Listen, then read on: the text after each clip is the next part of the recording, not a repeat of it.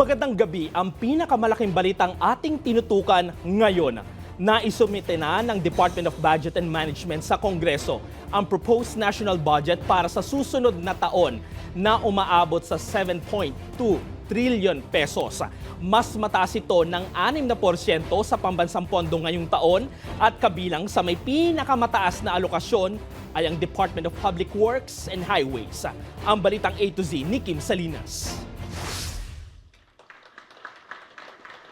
Formal nang isinumite ng Department of Budget and Management sa House of Representatives ang proposed 7.2 trillion national budget para sa 2027.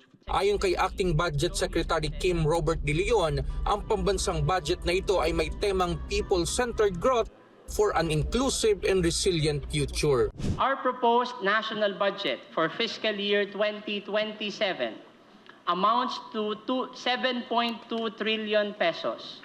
Equivalent to 21.7% of GDP and is 407 billion or 6% higher than the fiscal year 2026 budget. Ang sektor ng edukasyon ang may pinakamalaking hati sa pambansang pondo na umaabot ng 976 billion pesos. This budget prioritizes the provision of support to our country's economic growth through strategic investments in infrastructure, education, health, food security, and social protection.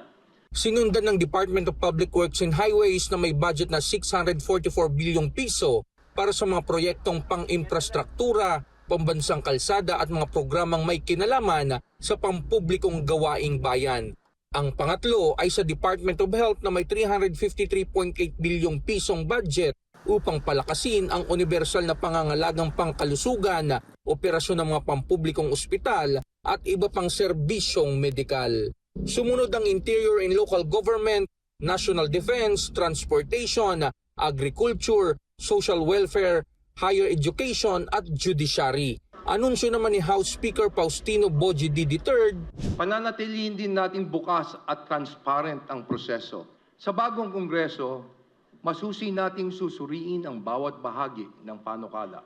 Tatanungin natin ang mga ahensya hindi lamang kung magkano ang kanilang hinihingi, kundi kung paano ito gagamitin at kung anong konkretong bunga ang maibibigay nito sa sambayanan. target ng Kongreso na matapos ang budget deliberations nito sa October 9 upang maipasa naman sa Senado. Para sa Balitang A to Z, Kim Salinas.